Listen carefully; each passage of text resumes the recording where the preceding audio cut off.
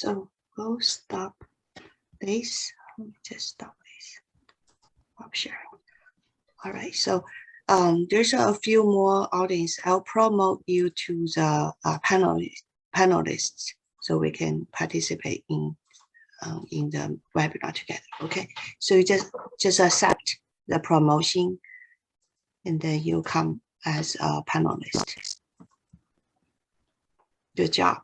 So when you are in the panelist, if you can just turn on your video, and we want to have a quick introduction to everyone. We want to just chat a little bit, say how's everybody's summer doing. So I would just start with myself. So that's what I want you to say a few things. Like my name is Sherry Hu. I'm Dr. Sherry Hu. So okay, so I'm the director of Beyond Academy and also for Above and Beyond Leadership Organization. So I just want to give one update about what happened to me, just to share with you. I just came back from London. I went there last week for a whole week, 7 days, and I had a great time there. It's really fun. And one thing I want to share is I actually didn't plan the trip. I started planning because a friend is going, so I said, okay, I'm going too. So I just bought a ticket. 3 days later, I went. So it's like a trip I wouldn't forget for a lifetime. So that's one thing I want to share with you. So with that said, I want anybody else to share just your name and which grade you are, and just one little thing happened in your life you want to share with others. So I'll just say who's popping up. Oh, Heqing. Heqing will be our speaker today. So Heqing, can you just do quick sharing? What happened in your life you want to share with the students? Oh, I work at Google as program manager. So today I'm just going to talk a little bit about what's career path in the high tech. Yeah. So what's fun in your last week or last month? How's your summer doing? Oh my gosh, last week actually had some fun teaching programming. A few kids got together. We had a small programming class for Python. Oh, nice. Yeah. At your house, right? Actually at Susan's house. Oh, Susan's house. Really fun. Yeah. My gosh. Heqing, you're awesome. Okay, we'll just share with the audience first, and then we'll go ahead to let you to do the speech today. Okay. So who else want to talk? I want volunteers. Whoever got this, they got my praise, my kudos for you. So who else? Let me see. I'll point the name. If you don't talk, I'll get your name here. So I see Hong Tao Caroline, your name's there. Can you just, if you can turn on your video, do a quick introduction? Yeah. Sorry. Hey, hello. Hello. Maybe Caroline, you can introduce yourself. Yeah. Yeah, introduce just both you and your mom. Oh, yeah. So I'll go first. I'm Hong Tao. I'm Caroline's mom. I work for Applied Materials as I do strategic marketing. And my daughter Caroline, she is going to be a senior in Lynbrook High School. Caroline, a little bit about yourself. Yeah, I'm going into my senior year at Lynbrook, and so far during my summer, I've done a summer program in LA, and I'm currently, I guess, working on college applications and just getting ready for that. Nice. So what did you do in LA? It was like a summer program, like a residential summer program, and I took a journalism class. Oh, journalist. That's very cool. All right. Thank you, Caroline and Hong Tao. Yeah. Who else want to talk? Tang Yan. Susan, are you there? Or your daughter is there?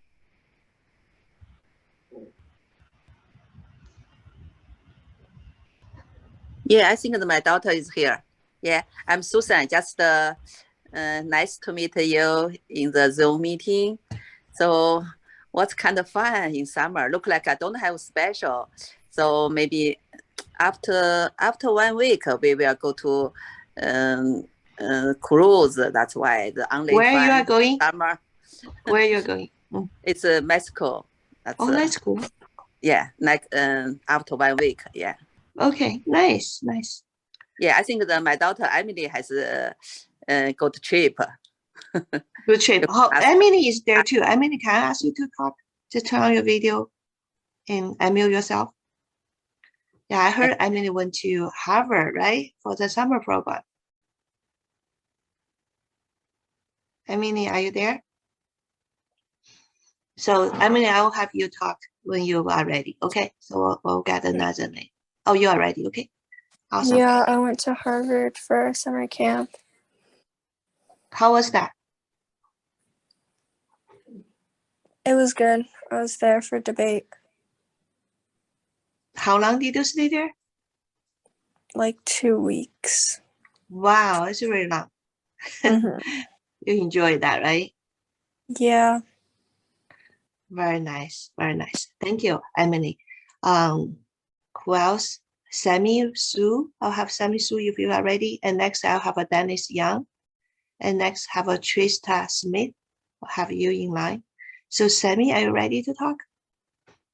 Just share a little bit of what happened in your life. Your screen is Sammy. You might be another person. Oh, I thought this is just a seminar, so I don't know. I need to speak something. No, we just say hello. Great. Just meet and great. And just share one little thing. I'm just like get on for my son because it's not available, so I just want to see what's going on. So you are the parent. Now I know who is Sammy. Yeah, I have several Sammys. So Sammy also in Sarah Wong, right? Yes. Okay. Yeah, welcome. Yeah, awesome. So thank you. I will get Dennis. Dennis, are you there? Oh yeah, I'm here. Just a little bit about what you have done in the summer. Okay, so my name is Dennis. I'm gonna be in 11th grade next year. And one thing that happened to me over the summer is that my family actually went on a road trip to Yellowstone in Wyoming, I think. Nice. So, but like, if you guys don't know, Yellowstone actually got flooded.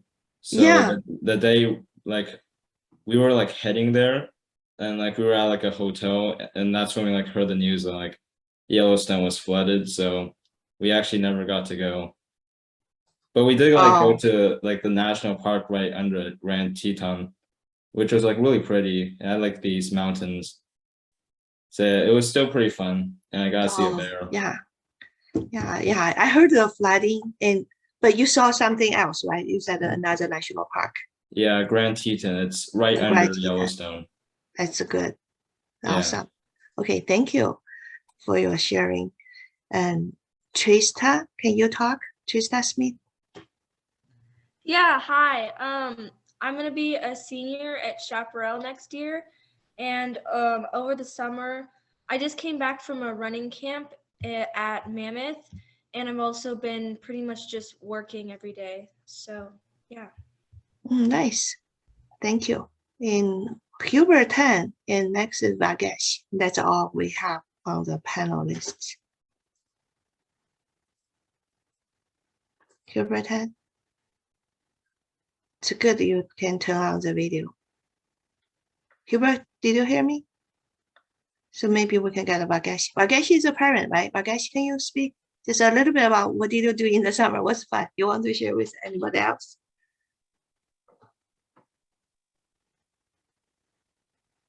Ganesh, we don't hear you yet.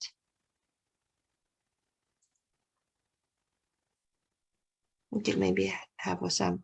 So later on, when you can talk, Hubert and Ganesh, and I know Grace is in the audience, not in the panelists yet. If you can talk, we'll let you just speak a little bit, introduce yourself. Okay, so with that said, I want to introduce our today's speaker, Heqing Li. So Heqing is a program manager at Google, and she's very well educated. Her bachelor and master degrees from China, right? From China, and she came to the United States. I'll let her talk about her own career. Last year, we were very fortunate. She gave us a talk about her career, and I remember students asked a lot of good questions. So we want today's webinar to be interactive as well. So ask any questions whenever you want to ask. You can use the chat box, or you can just speak out. Okay. So with that said, Heqing, thank you for coming here today. I'll give the floor to you. Okay, sure. Thanks. Can you hear me okay? Because Yes. sometimes the connection is not good. Very good. Just let Yes. me know if you can't hear. Okay.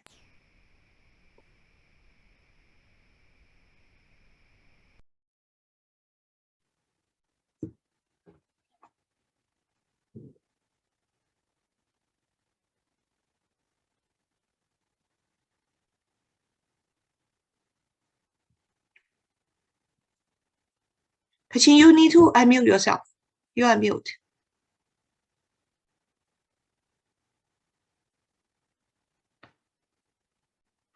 Just unmute yourself. When I share, Yeah, it's working. It's working. So you need to share again. Share screen again. I'll share again. All right. Yeah. It's moved automatically. Let me see. Do a share again.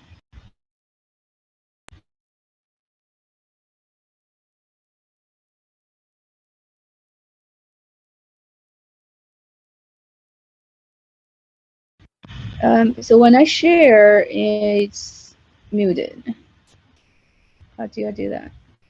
So when you share, you can talk now, but when you share screen, you are muted. And then my button got muted. Just I can see and I cannot change it grayed out. It's muted. Okay, can you just send email to me? I can share for you.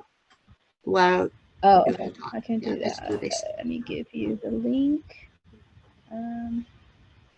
So while we are waiting for this, so I want to give you a little bit of information for the next webinar. So next webinar will be our last webinar.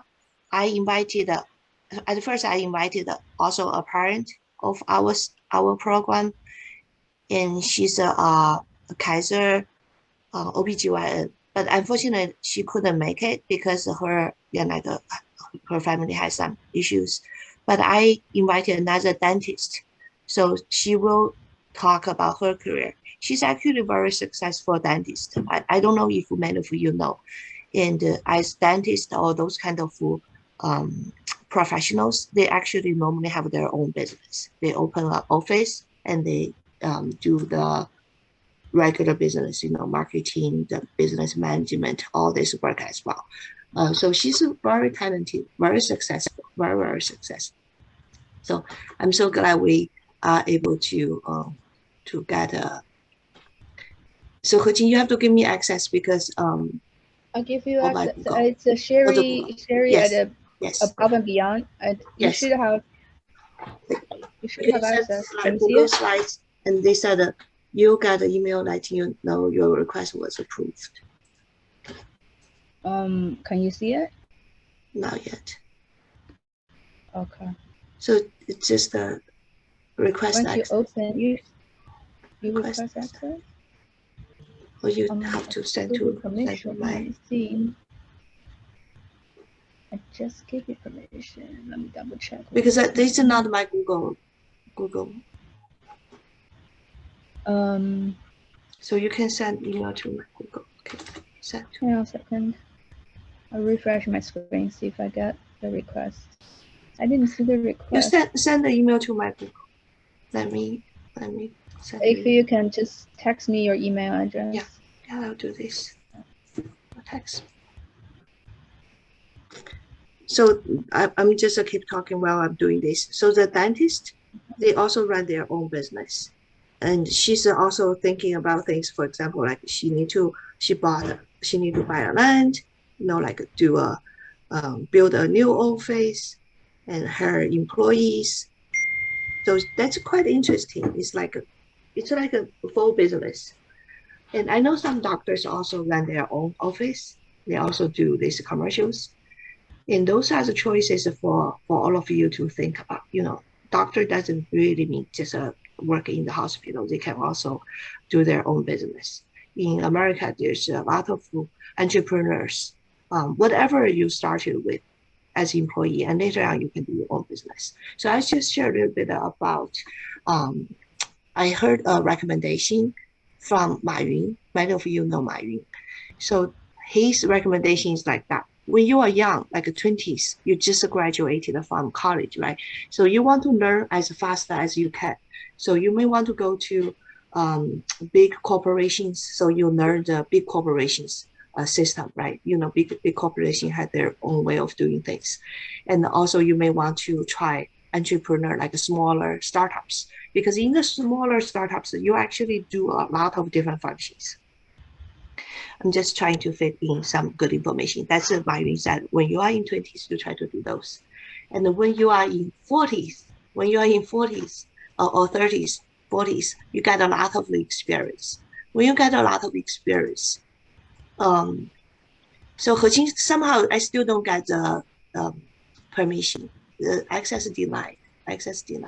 So they asked me to send again. I don't know.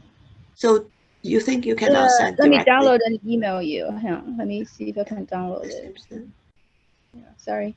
No problem. I'll just say, so when you are 30s or 40s, you get a lot of experience if you are quite entrepreneur, you know, like you want to start your own, you want to be your own boss, or you feel you want to have a freedom of time or make a decision on yourself. You might want to start your own business. That's Mayun did. You know, Mayun at the beginning, he was doing Alibaba. He had tough time. He raised funds, and he did an awesome business. So he became really successful.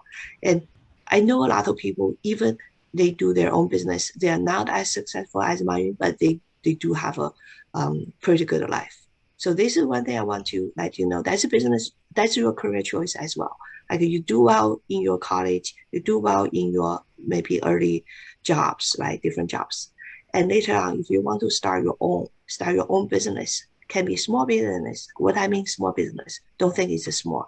So the definition of a small business in the US is actually if you have less than 100 employees, it's a small business. So 100 employees, that's allowed, right? So most business, 90% of the business in the United States are small business.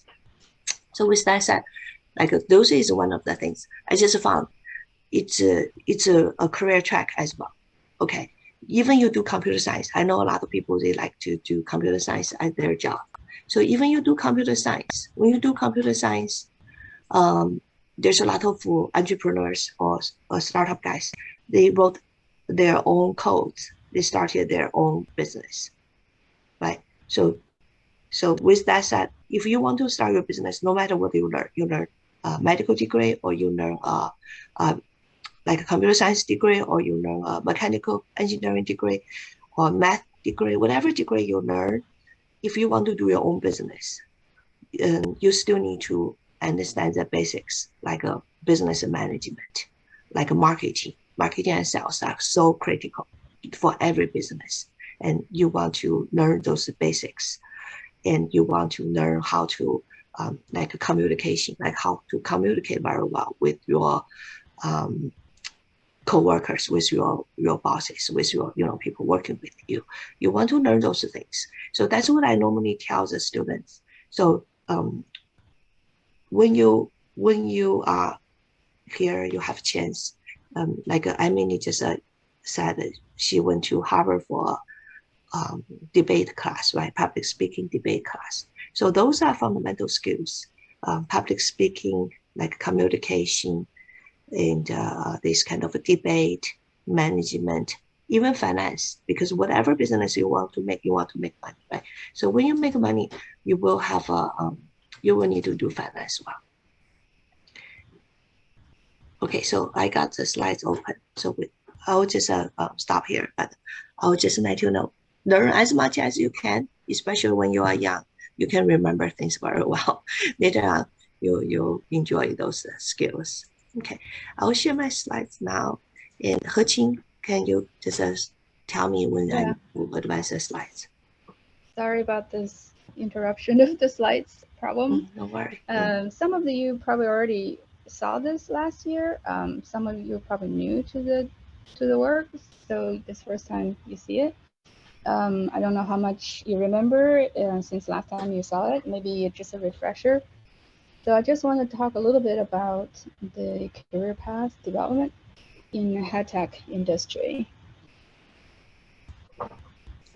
Can you move to the next slide? Okay, to the next one. So because this is a PPT version, not PPT, this is a PDF version, so the animation slides are going to go away, so may not look as originally what I intended.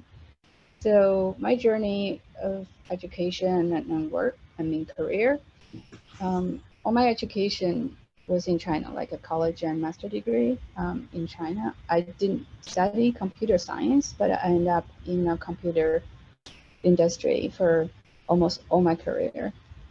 And I switched from just doing very technical work from support and testing and some coding and product enablement. I switched from that to program management and project management early on in my career. So I like 5 years into my career, I switched to that, and I have been doing program management since. So in the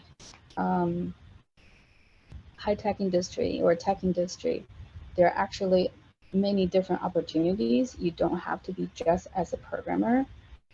So I've been working in a corporation, Google and VMware and Fujitsu, IBM. These are very big corporations. And VMware actually was a startup many years ago when I started there. I started there at 400 people. At the time, we could have every Wednesday we have a lunch in the kitchen, the whole company in a lunch, and we introduce new hires, and the CEO would give us update every Wednesday.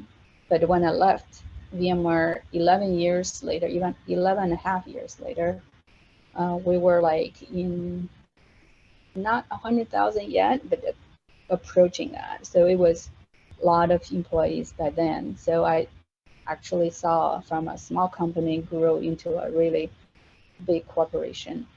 And also I had other startups experience, but a very short time. So my majority of my career was in a corporation. What I was seeing these big high-tech corporations, they have very, very similar roles of,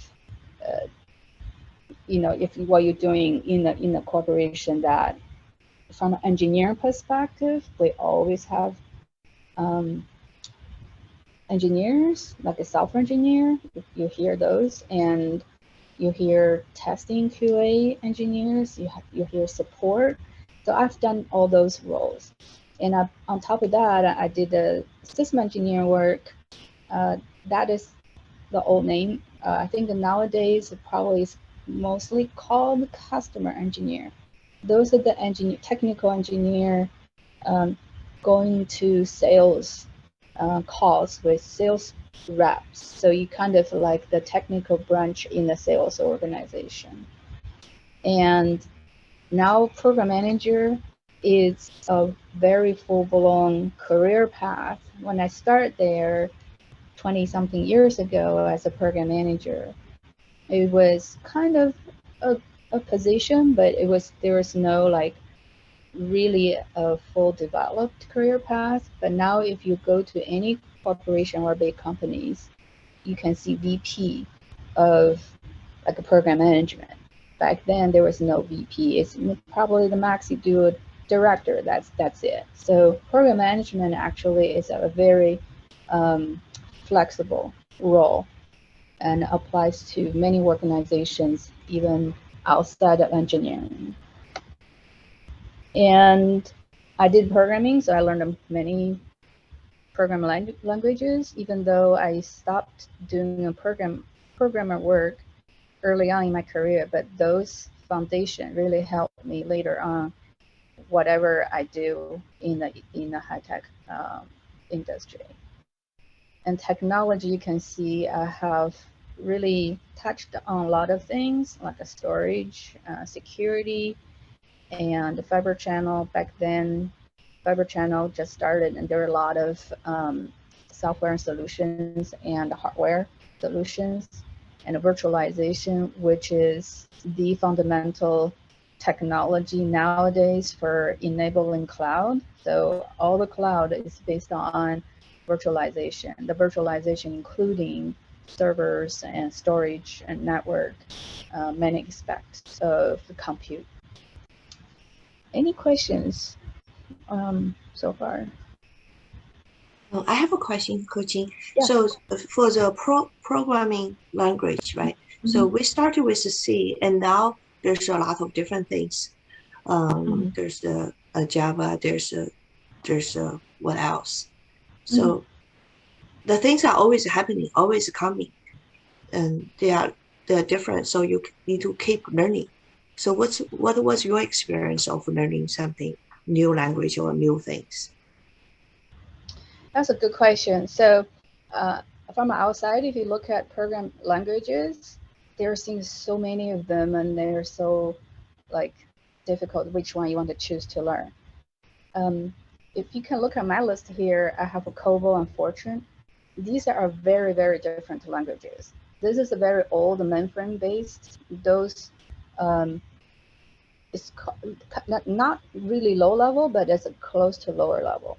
Now, while we're talking about these program languages today, people use as the advanced programming language. There have a lot of wrappers. You don't have to deal with the low level assembly and all that stuff. Now, if you learn a new language, there are two big categories. One is procedural based, one is object oriented.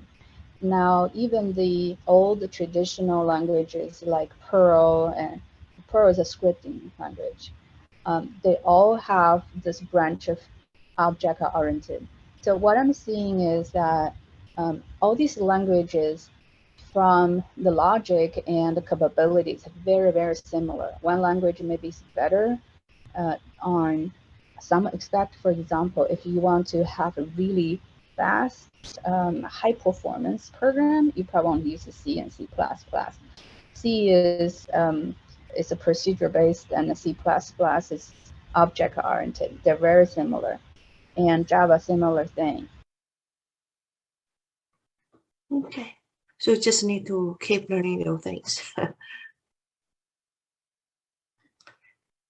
Heqing, you're frozen. So just progress to the next page so you can say the high-tech computer, cloud, AI, what is the technology. So many of you know computer pretty well, right? So Heqing, whenever you come in, I'll let her talk. And CPU and the front-end processor, the tape drivers. So those are the old things. Many of you probably haven't seen those things. So when IT just started, they didn't have such a large hard drive. So we actually use a tape, kind of like another kind of storage place to store the data. And later on, we got a disk. Many of you have seen the disks. And now, like people seldom use disks. They all put it in the cloud, right? So those are many changes in the technology. I know Heqing's data has a little bit problem connection, so I'll just do a little bit talking using her slides. I have done a lot of tech work myself. That's another thing. Is you learn, you just know those things, and then that will help you for the job.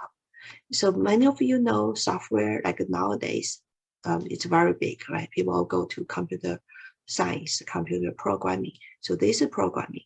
So programming and the hardware, they are side by side, but they are totally different.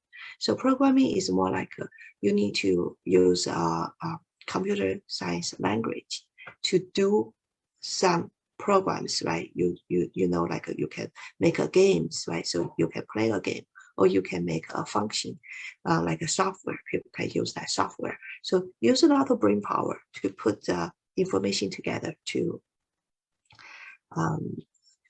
make a program work. And hardware on the other side is different. It's more like the physical components of a machine, an IT machine, computer machine, or there's a larger. Oh, Heqing, so you are back. I'm sorry. So somehow with my network, I dropped. I don't know where you're here. So that's okay. So because I'm just using your slides. I did some talk on behalf of you. So you may just start here. So I kind of, I'm on this page now, like hardware, software. Okay.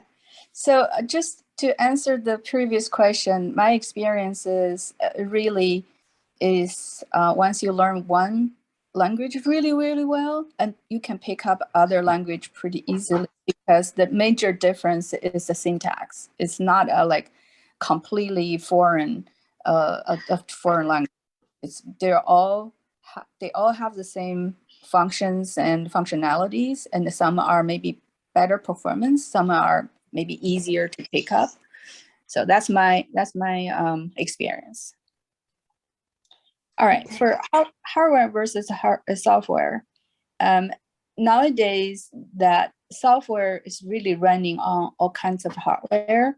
The hardware is the physical component. For example, like a car is a hardware, and the desktop is a hardware, and the phone is a hardware, but they all run software, which is the program that you code. And there are more, I think there are more software engineers than the hardware engineers in a company. Like if you could look at the ratio, usually is you have a much bigger organization, people doing software work. So from a career path, I think if you learn software skills, you're going to have a lot more choices than you only know hardware. Next one. So these are the form of computers, and you're probably very familiar, so I'm not going to go through this one by one, but I just want to point out on the right-hand side, that's the stack of servers. So when you use Google Drive, when you use Google Doc, if you use Zoom, in the back end, there are lots of servers serving it. That's the cloud computing that people are using. And behind that is not just like a little desktop or laptop that is supporting all these compute and users. There are actually very, very big, large scale data center where it has racks of these type of servers in there. And where else are these computing component? Now it's everywhere. Like you travel and you live in your household, like a refrigerator. So computing is everywhere. So if you know how to do programming, you can create applications for everything you live in your life. And in cars as well. That's a nice car. So cloud, you hear a lot of cloud computing. I'm going to touch just really quick. I know we're short on time. Cloud computing means that is not something sit on your desk. For example, if you have a desktop at your home or your laptop you work on, you save a file, you save on your own hard drive on the computer, that's called local storage. But cloud computing is compute and the storage is somewhere on the network that you don't know where the location is. It could be even across the country or across the ocean, that through the network, you do your normal editing as if the file is on your local drive. So those storage and compute in the network through just internet, that's called cloud computing. So cloud computing has a support about data center. So these are one of the pictures I downloaded from the internet. I believe this is one of the Google data centers. And a lot of companies have their own data center, like Amazon has their own data center. Microsoft had their data center. The data center are those servers, racks of servers connected through network with fiber channel, maybe under the ocean. Sherry, if you flip to the next slide. So these are the physical connections between data centers. And if you can search something that people created in Europe, for example, how these search can, you can fetch like within very, very short time is through the network. And then the best network is a fiber network. And these fiber networks actually go under the ocean. And there are technologies to prevent these cables in the ocean that been broken or been bitten by a shark. So it seems to you like you just on your fingertip, you can get something, search Google, and you find some information. But all this massive compute and network to support these capabilities. So there are many, many jobs related to every single component of this process.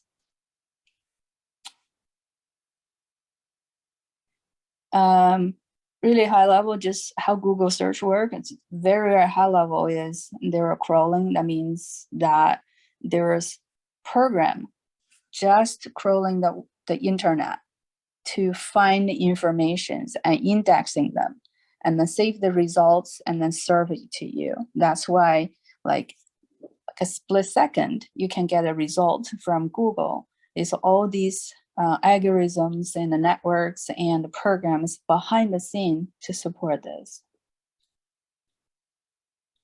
Sherry, how much time do we have left? I can't hear you. So officially our time is till 5 o'clock, but if you go a little bit longer, I think we would like to stay because we want to hear you. There's a lot of good information. Okay, yeah. So next slide. Now AI. So AI is one of the most fast-growing branch of the Heqing right now. So AI is years of work that been built up into nowadays that AI become possible because the speed of compute and the data being collected and that made AI possible. So this is one of the breaking news last year, about a year ago, almost exact a year ago, of the Google DeepMind. They had this capability of express the proteins, how many proteins. So with the AI overnight, they actually did a presentation for the 50 years combined in the past. So you can see how powerful high tech can enable the science research, which ultimately benefit the human beings, the humankind. So there are many things you can do if you are in this high tech industry. You don't have to be just building apps on your phone. There are many, many different things that a career has actually inside high tech. And beyond technical work, there are other jobs in high tech company. So on the left-hand side, I listed these words. These are the, say, if you have a tech company, these absolutely you need. Like you need the engineering department, you need a marketing and sales. I think Sherry mentioned that earlier as well. But we also have a lot of supporting roles. Like if you're a chef, you can work at Google, you can work at Facebook, right? You're a gardener, you can work at Google, at Facebook. I just 2 weeks ago, I just went to the office. I signed up for a class on teaching you gardening. So we actually have a gardening group in Google that they teach people how to do gardening and plant vegetables and fruits. And also we have Google, before the pandemic, we have on-site daycares. And so we need teachers to take care of kids. We have designers that design all the interiors for all the offices we build across the globe. And there are many, many people work on furnitures as well. So there are so many different roles in big corporations. So it doesn't matter, you have to learn programming. Maybe you learn something, gardening, or you become a chef. You can work at Google. Nice. Yeah. Now just back to the roles specifically for high tech. These are very typical roles. We have a product manager. What product manager does is they decide what the product is going to look like, who are the users for the product, how we're going to make money using that, well, with that product. And because companies are supported by profit, if they don't have a profit and the product will not sell, and people cannot work there, they can't give people salary. So product manager's role is really focusing on how to make profit from the product and decide what the features in the product. For example, the car can talk or not talk to the drivers. So those are called the features. So product managers are the decision of what to build, decision maker for what to build. Now you have UX researcher. UX researcher actually is a very new career path in the past, I think, 10 years, but they're very fast growing in the past, maybe 5 or 6 years, is that they do research around how user use this product and make it very easy for them so they can use more of it. And even like on the phone, when there's an app where that button sit on the app, that's decided by the UX researchers. They will give you recommendations and the engineering team will decide, okay, how I'm going to build that. So the engineer manager on the upper right corner is that they have the resources of engineers actually can build the product. And the UI designer work really closely with UX researcher. They actually get all the ideas from the researchers' recommendation put into the design, like how this phone can fit together, like where this app, what color that is. I gave people examples back at the beginning of Google Map, the color of the traffic tracking. Good traffic is green. The bad traffic is red. So when people look at it, they can tell, oh, there's a traffic jam or not when they're going that path. However, when the UX researcher is saying, this is not really a good design, the UI designer will change that into blue and red. The reason is based on research, the majority of the colorblind are green and red and colorblind. So lots of people actually cannot tell it's a good traffic or bad traffic when you have those two colors. Now, the UX designer and UX researchers are very, very fast growing in almost every aspect of high-tech products. The program manager sit in between these organizations. They're the ones actually organizing how products get built, how long it takes, how many resources we need. Are there any risks building something that so new and we cannot build fast enough to put into the market? What's mitigation if there's something happens, like we don't have these resources to build a product? Like if all of a sudden half of the engineering group is sick, for example, what we're going to do? We can't meet our target to marketing the product in the market. So program manager actually is the glue of all the departments to work on a product.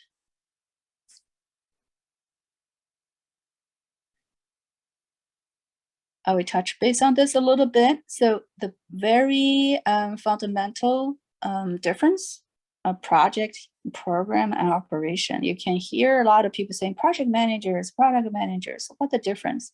So projects usually is one thing, one deliverable you need to deliver. For example, you want to build this one app for one version. Like if you build, say,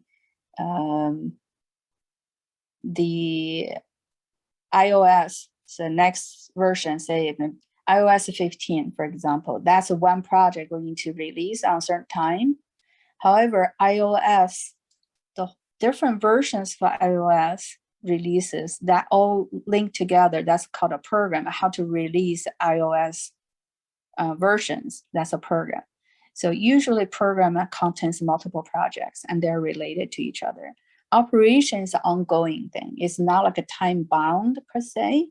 The project and programs are usually time bound. You have a target date to accomplish something, but ongoing things like you always need to give people food every single day. You always have to give people, what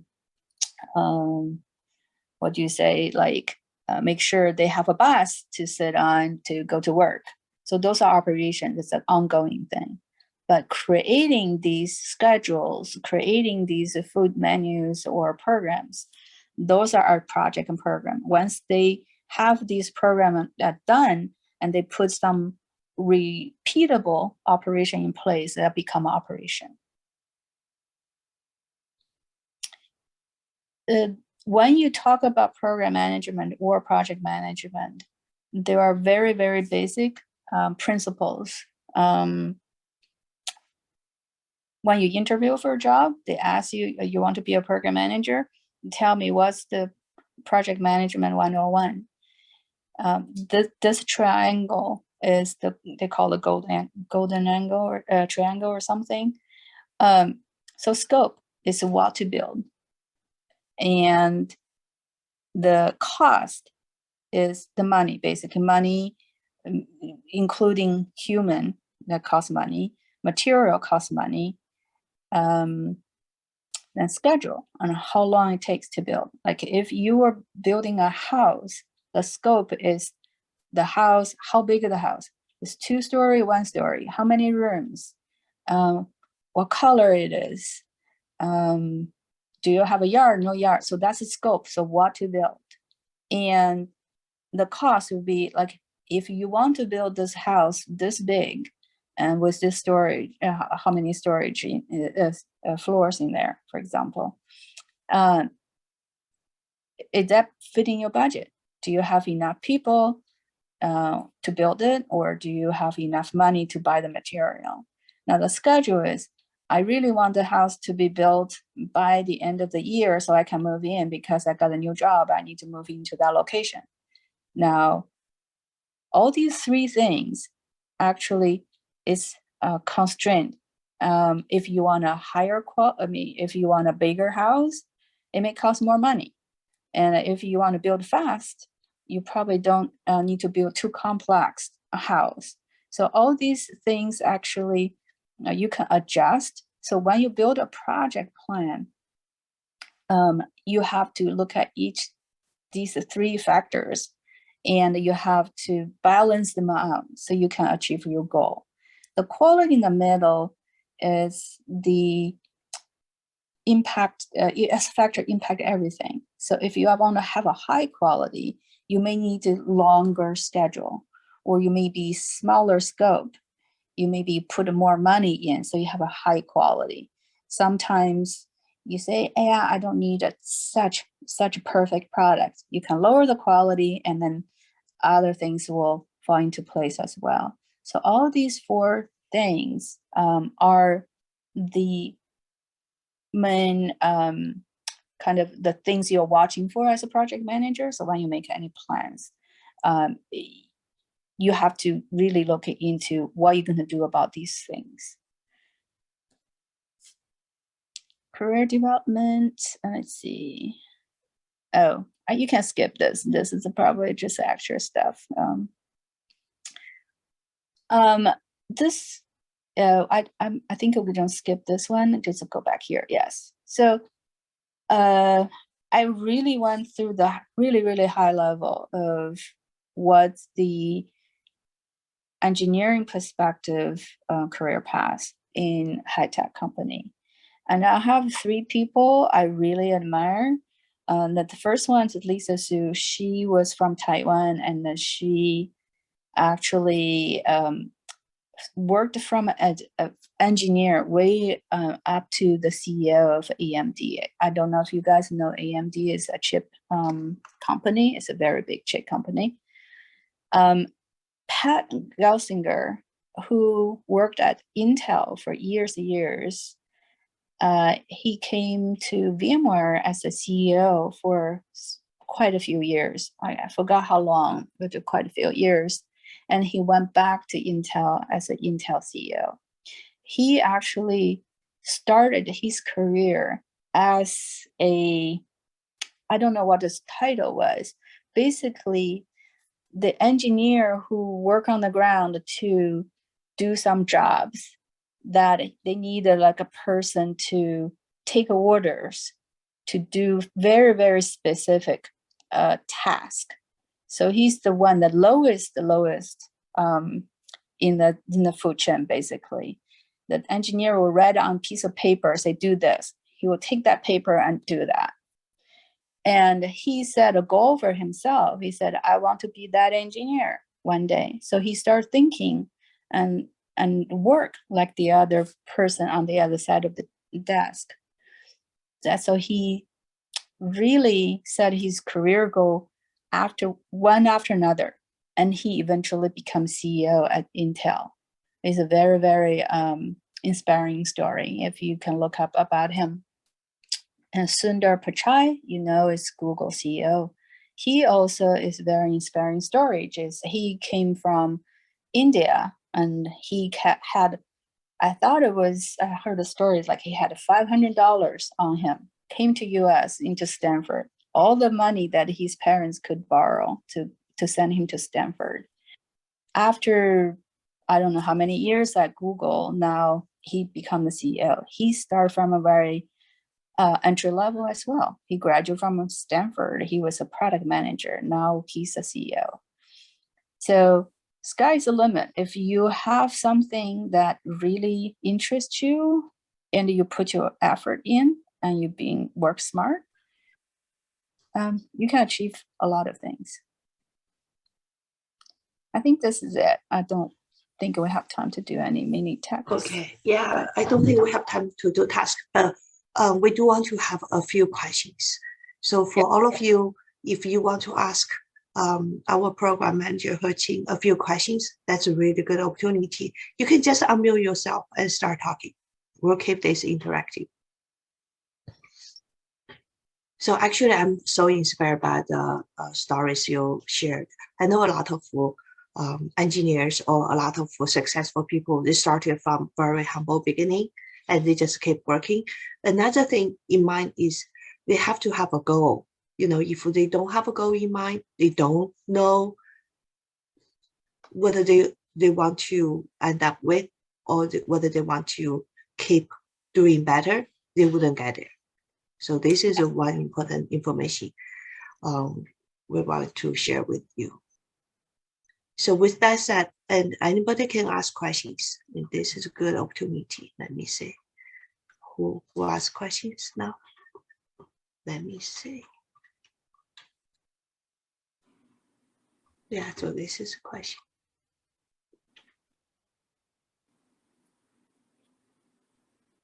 So let me ask a question. I say one question here. What does a developer gain the skills and experience when they start to do the management work? I think that's a question. So the question is, from a programmer or developer become a manager? Is that what's okay. Yeah, what kind of skills they learn? Skills. So number one skill is communication. I think for anybody who want to manage, communication is really, really important. Like active listening and how to ask questions and how to answer questions. Communication, how to be transparent. That's number one. Number two, I think also you really need to be able to empower other people. Lots of developers, they become manager because they are good at what they're doing. But very naturally, they will just see some people not doing right because they're not as good at them. They start doing themselves. They're not empowering other people. So I think to become a good manager, you really need to step aside and empower other people and communicate really well. That's very good. So there's another question similar, but not exactly same. They said, what kind of skills do you need in order to become a project manager? So program manager or project manager. Project manager, yeah. Either one, they're related. So you start with project manager when you get skills, and then you become program manager. So they're just a bigger scope. Now, organizing is, you have to be really organized. For a program manager or project manager, you're working with so many different people, and you have no manager, like a reporting chain. So they don't report to you, but you have to really organize these people and communicate. So there are two really, organizing and communication. This is very, very important. Now, on top of that, depending on the project. So if you're managing, say, a construction project, you have no idea what the frame is or what bathroom is, and how can you manage that project, because you can't understand what people are talking about. So you don't know the risk involved in certain things. So same thing with software. You don't need to be expert in all the engineering's work. However, you need to understand what they're talking about. So some knowledge, high level knowledge in the field where you're working on is important. Nice. So do you need an MBA degree to become a project manager? No, okay. No. But it will be a plus, right, if you have one. Yeah, but the MBA is more on the business side. Program management is more of on the engineering side. Well, there are program managers or project managers in, say, marketing and sales, but the project manager I'm talking about here is more in the engineering role. But you don't need MBA, definitely not. Okay, so thank you, Heqing. And our time is up. It's 5 p.m. now, and I'll just stop now. And I wish everybody has a great summer. And we will see you again next week. We will have a successful dentist and also business owner to share her career experience with you. I hope what we have done so far give you some ideas about, different careers, different skills of various professionals. And for today, I learned so much from Heqing, really. And actually, personally, I have a PMP license as well. I have this certificate. So I did some program management, but not for the computer products, more for the traditional products. So a lot of refreshing mind for me. Thank you so much. Yeah. All right. Thank you. Thanks Thanks, everyone. everyone. Yeah. Thank you. Bye-bye. Bye.